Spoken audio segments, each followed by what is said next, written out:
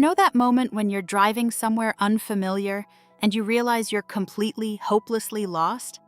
Your very first instinct is almost never to pull over. Almost never. You grip the wheel a little tighter, you stare harder at the road, and you speed up. You just drive faster, like the next turn is going to magically explain everything. Exactly. And it feels productive, right? You're doing something. Your brain even hands you a little hit of reward for taking action. So the speed pretends to be progress. That's the trap. It's called action bias, and we are all wired for it. And then 20 miles later, you finally pull over, look at the map. And you weren't just on the wrong road, you're driving toward the wrong city entirely.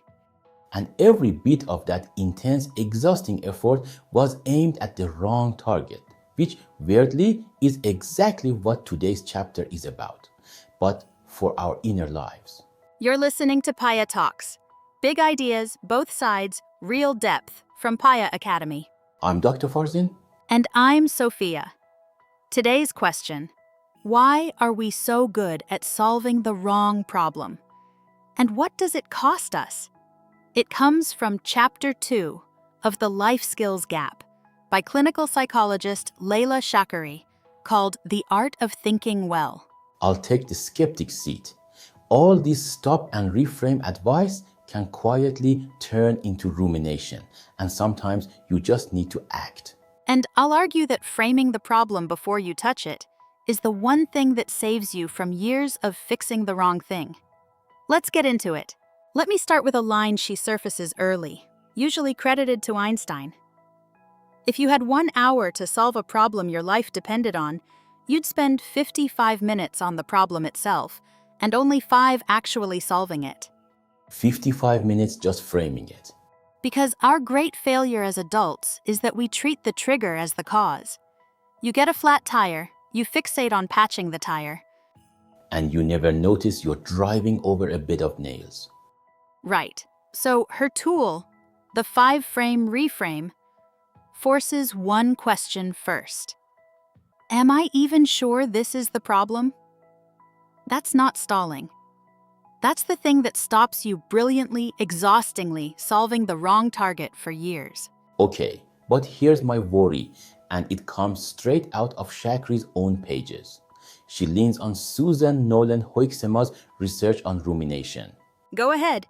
And for anyone who hasn't met the word, rumination is the trap where you turn a problem over and over and over, and all it does is deepen the distress.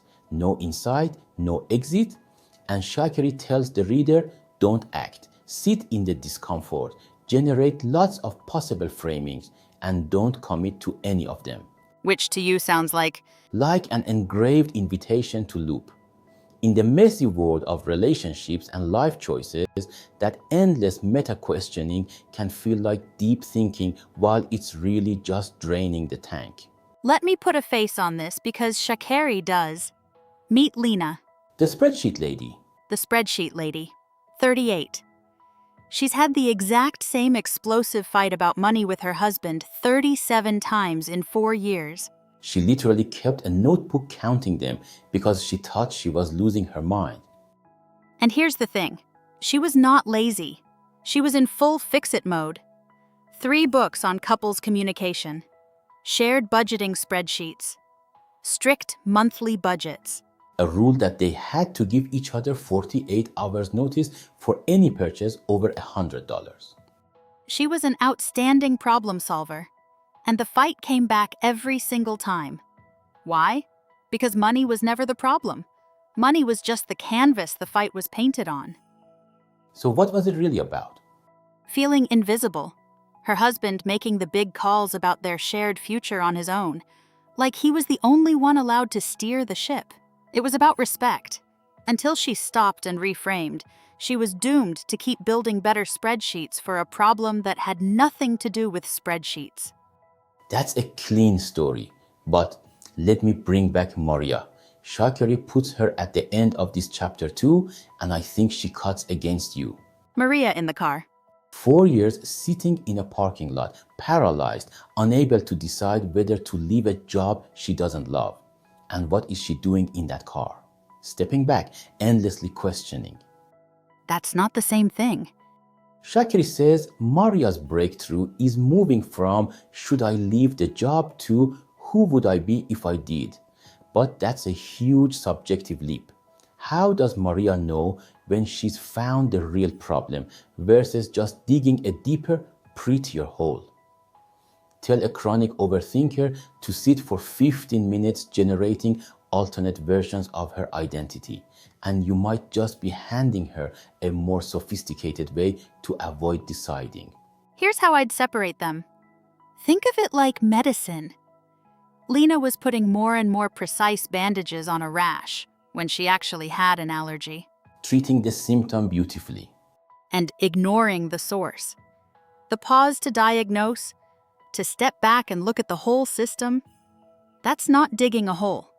That's hunting for the allergen. Maria in her car wasn't hunting for the allergen. She wasn't? No. She was staring at the rash going, should I scratch it? Should I scratch it? The framework is built to interrupt exactly that kind of spinning. See, I'm not sure it reliably does. And here's my real problem. Look at how Shakiri tries to tell healthy analysis apart from toxic rumination. She says analysis moves forward, it produces a new thought. Rumination goes in circles and ends in exhaustion. Which is true. But then she admits the killer caveat. From the inside, they feel identical. They do. That's why people get stuck. And why do they feel identical? Because rumination lights up the same problem-solving parts of the brain as real analysis. Your brain rewards you for working on it, while your tires spin in the mud. So her diagnostic tool depends on a feeling that's famously unreliable. And then, frame 5. She literally tells you to sit for 10-15 minutes, generate possibilities, and her words, do not commit to any of them, just hold them. That is the textbook setup for the exact loop Nolan Hoxema warns about. It's inactionable. I'm not buying that. And here's why. You're ripping frame 5 out of the structure that holds it up. You don't get to skip to the end. Why not? Because it's a sequence. Frame 1. Name the trigger. What literally just happened. Frame 2. The default story. Your instant assumption about why. And the engine that breaks the loop is this. You have to ask a different kind of question. Rumination asks confirming questions. Why is my husband so unreasonable? Which just assumes the answer. And marches you back down the same hallway. But what do I actually want from this partnership? That one moves forward. And before you trash frame 5, look at 3 and 4, because they kick you out of your own echo chamber. How? They still sound like you, alone in your head. Frame 3 is the outsider's view. What would a camera in the corner of the room actually see? And frame 4 is the reality check. What have I tried and why did it fail?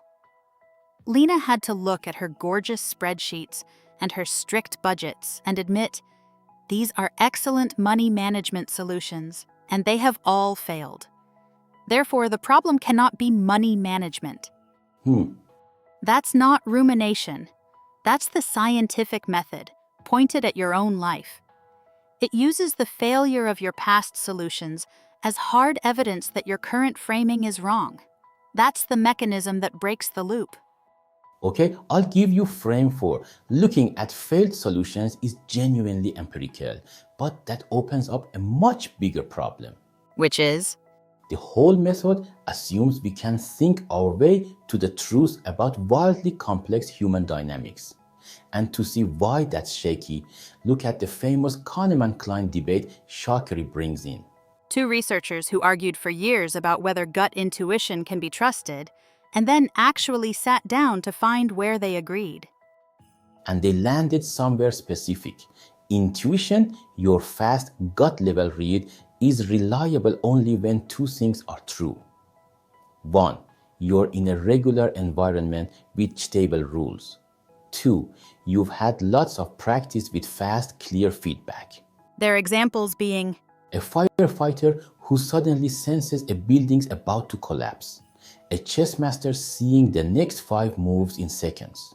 Strict rules, repeating patterns, immediate consequences. governed by physics. Now, hold a chessboard up next to a marriage. Relationships, careers, emotional crises, those are profoundly irregular. The variables are endless, and the feedback from a partner or a boss is muddy and delayed. So, when Lena deduces that her husband's spending really means she's existentially invisible, that's dangerous. In an irregular world, that inner epiphany is often just your fast brain dressing up your own biases and insecurities and calling it truth. You're guessing in the dark. That's a sharp critique. And I agree with the Kahneman Klein part completely. Gut intuition is terrible in messy environments. But I draw the opposite conclusion. And so does the text. How? Sha'akari agrees a marriage is irregular and that intuition without feedback is unreliable. That is precisely why you need the tool. Lena's first instinct, he's just financially irresponsible, was unreliable for exactly your reason. No real feedback. It was a confident voice repeating an unexamined story. But generating new stories in frame 5 doesn't fix the feedback problem. You're just swapping one guess for another. Except the reframe forces a test that creates feedback. When Lena landed on visibility, she didn't just believe it. She checked it against history she'd been ignoring. And suddenly the puzzle pieces snapped together. It explained why the worst fights always erupted on Sunday evenings, after she'd been solo parenting all weekend. It explained why the trigger was always a purchase made without asking her, never the actual dollar amount. And the money story couldn't explain those. Couldn't touch them. The visibility story explained all of them. That's the point. The 5-frame reframe builds a little laboratory where a new hypothesis gets tested against the evidence of your own life. It manufactures the feedback loop your intuition never had. I feel the elegance of that, I do. If a new frame makes all the weird pieces click, the Sundays, the solo parenting, the not being asked, it gives you this deep sense of coherence. But I'd still wave a caution flag. A framing that explains everything isn't automatically true. Go on. Think about a conspiracy theory. It also explains all the data to the person who holds it because they've quietly arranged the evidence to fit. My fear is that when Shakiri asks us to sit alone and invent the deep psychological motives behind our partner's behavior, we just get really good at intellectualizing our grievances. You stop fighting about the credit card bill and start fighting about autonomy and visibility, which is harder to resolve and so much easier to ruminate on forever. That's a fair risk, and I'll own it. Get stuck in the analysis and you can end up arguing about vocabulary. But Shakari's goal was never a bulletproof theory of your marriage. The goal is just to get unstuck. The moment Lena realizes it's about visibility isn't the finish line, it's the start of thinking well.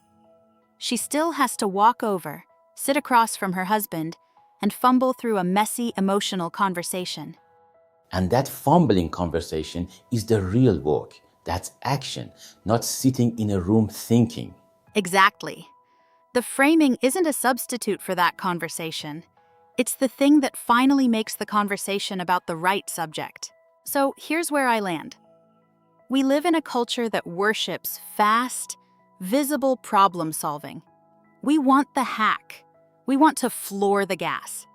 But the discipline to pause, sit in the discomfort of not knowing yet, and frame the problem properly.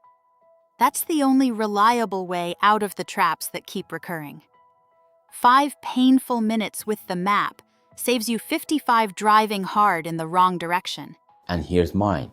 I completely agree that solving the wrong problem fast is a tragedy of wasted effort. But I want us watching the cure like a hawk. Reframing must not quietly become sophisticated, paralyzing rumination. The line between analyzing a problem and spinning on it is dangerously thin, thinnest exactly where life is messiest. We can't let a beautiful tool like the 5-frame reframe become one more elegant way to avoid a hard, scary decision. Sometimes you don't need a new frame. You just need to act. And where we land together is Shaakari's foundation. Human beings have this extraordinary store of mental energy, and it's genuinely tragic how often we aim all of it at the wrong target. The difference between the surface trigger and the actual root cause is a real life skill. Whether or not you ever use her 5 frames, every one of us has triggers we've mistaken for causes. So here's your homework if you want it. Take one problem in your life that keeps coming back. Notice the story you always tell about it, and then ask gently, what if that's not actually what's going on? So, the next time you catch yourself gripping the wheel, flooring the gas, wondering why the scenery looks exactly like it did 4 years ago, maybe it's time to pull over, endure the delay, and finally look at the map. if you want to sit with this properly, it's chapter 2 of The Life Skills Gap by Lena Shakari, with more on thinking clearly under pressure over at Paya Academy. That's it for this episode of Paya Talks. Next time, what's left of you when you strip away every role you play? Until then, keep thinking.